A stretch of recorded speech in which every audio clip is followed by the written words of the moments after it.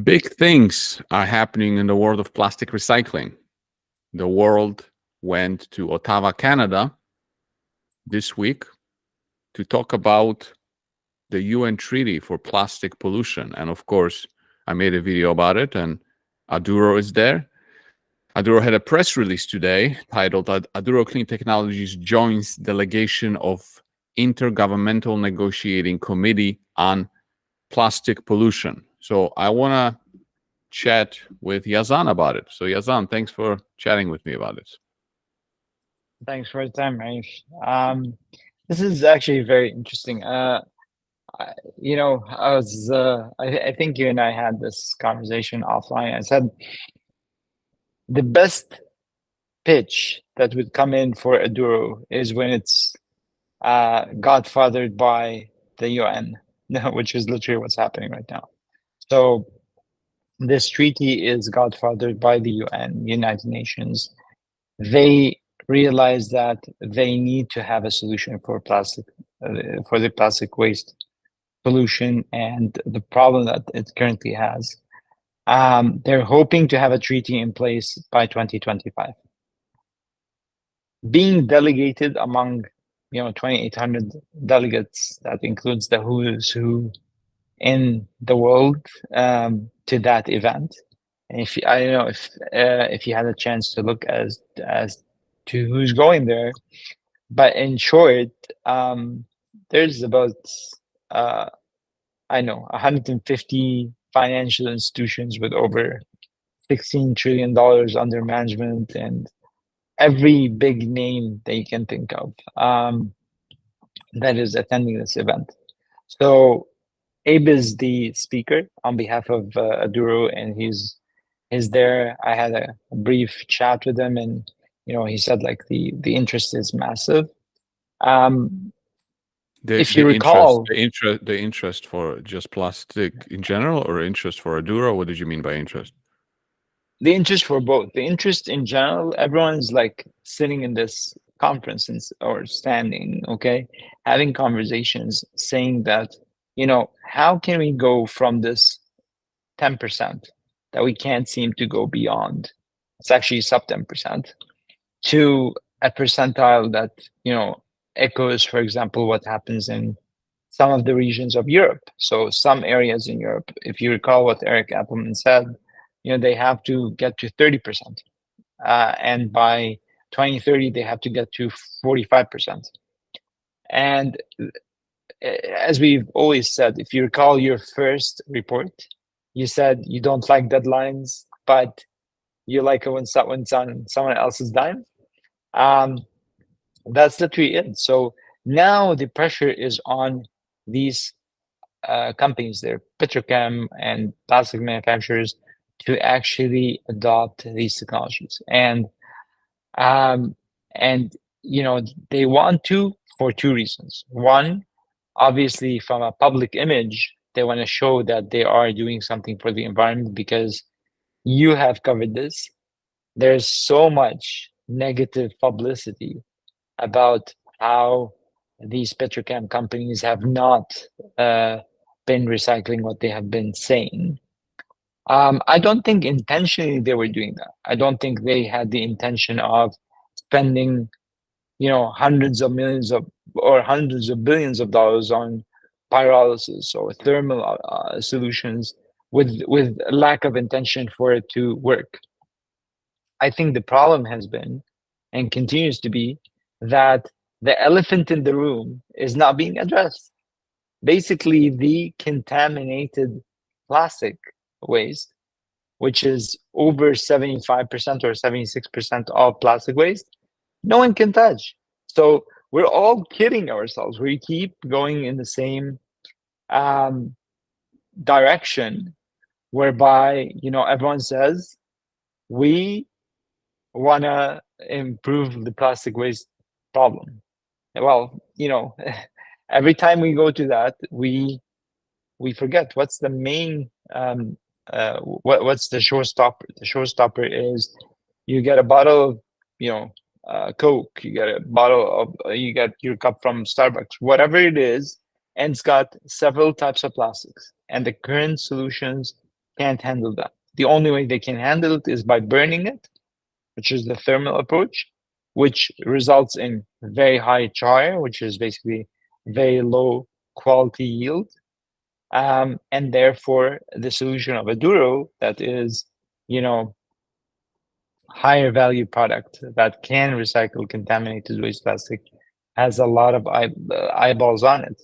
There is a very good reason why 6 multi-billion-dollar companies, including Shell, are, engaged with me. Let me stop you for a second. Cheers. Cheers. That's the only company that can do the contaminated product.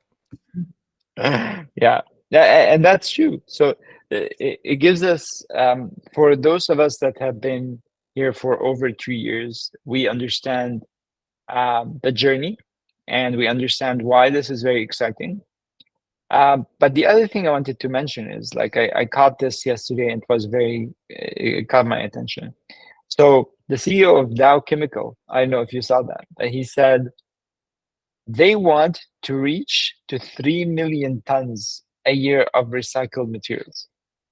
If you recall the financial projections of Aduro, by 27, 28, they want to get to $95 million Canadian of recurring revenue at high EBITDA. What was that in terms of tonnage recycled? 400,000. Oh, that No, was 400,000? 400,000. Yeah. 500,000. We're not gonna split hairs about it. So when you hear that one mega player is talking about 3 million, you realize, like, the amount of upside from, even, like, you and I know how conservative the Aduro team is.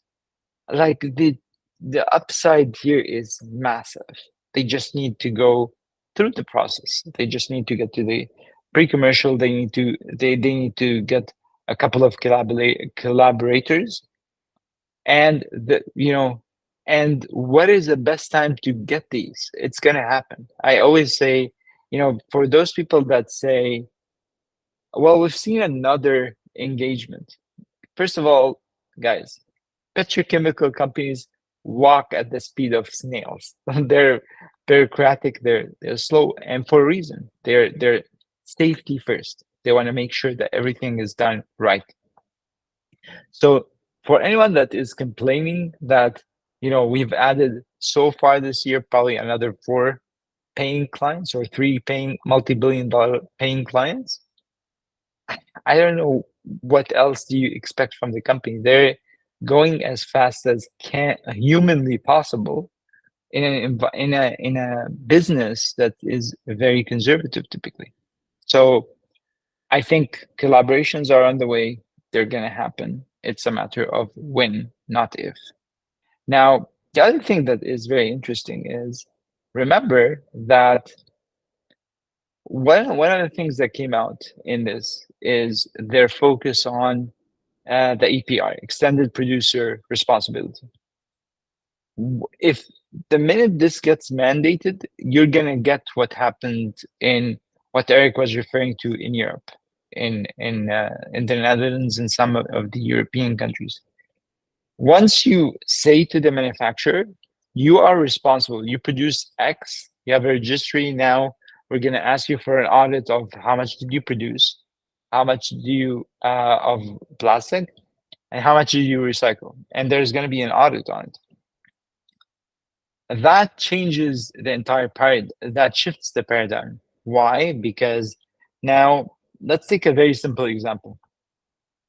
Someone that produces 200,000 tons of waste plastic, and they only recycle 10%. That means they only recycle 20,000 tons, and the delta is about 40,000 tons to reach 30%.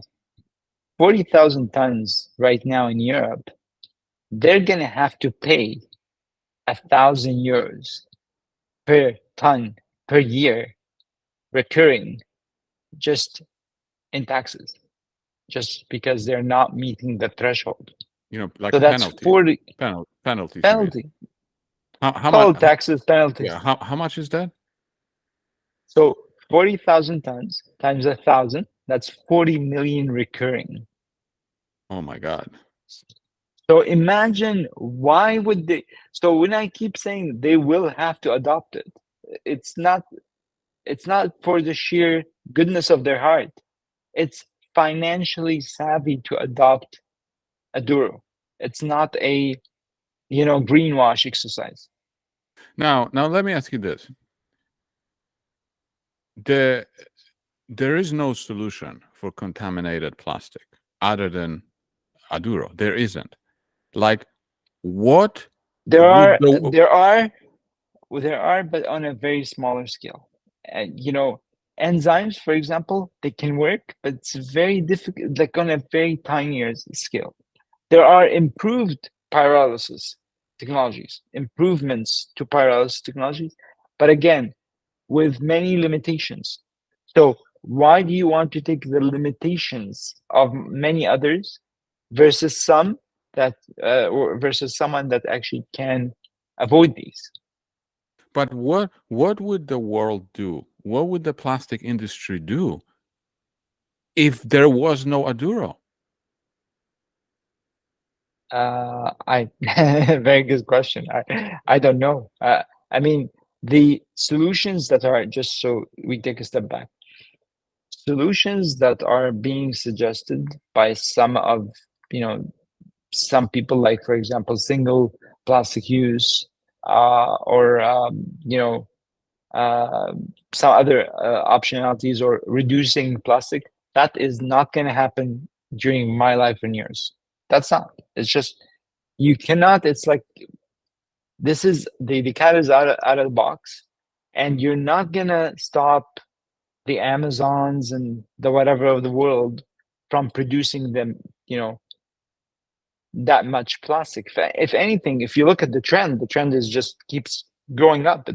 It's gone from 50 million earlier in 2000s tons per year. Now it's 400 million, and it's projected to hit 1 billion in the next 20 years.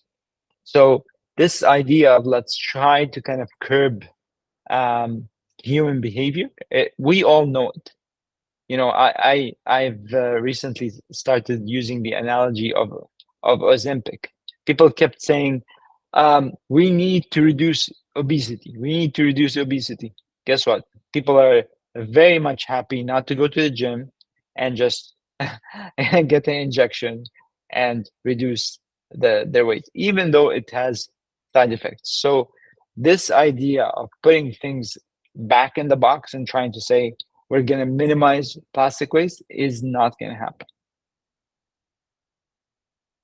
Yeah, interesting. Okay, so I think what I should do is interview Abe after the conference is done. See what kind of I you know.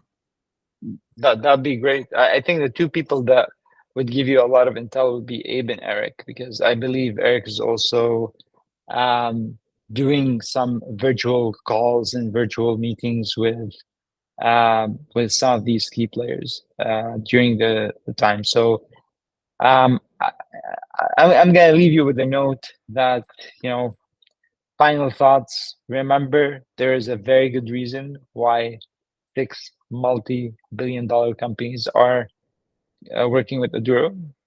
And I'm going to also remember that, or I'm going to leave with the note that it's, more kind of shorter term, that, as of next Monday, the pressure from the $1 warrants, that expire in April, expire on Monday. So that should help. And I think that the stock has traded really well during the time, but it also takes another factor off the table. So, and I'm pretty sure Dura is very happy with the amount of money that they got from these, but we'll wait for the financials to come out. And I will close with this comment. Remember, Offer did an podcast interview, and he said in the interview, like he was asked how he gets interest from the companies, and he said all we need to do is go to a conference and and we get a ton of interest. I can't even imagine what's happening right now at this UN conference. Like, I mean, Yeah. What kind of interest it's going to get? They're going to get flooded. Like, I mean, Yeah. it's like, because they're keeping a gun to your head. It's like, if you don't solve this, we're gonna hurt you. And here's Adura sitting. Yeah. Hello, we have a solution. I mean, it's gonna go wild. Yeah. All right, cool. Well, thanks for doing this. Exciting times. Thank you so much. Thanks very much.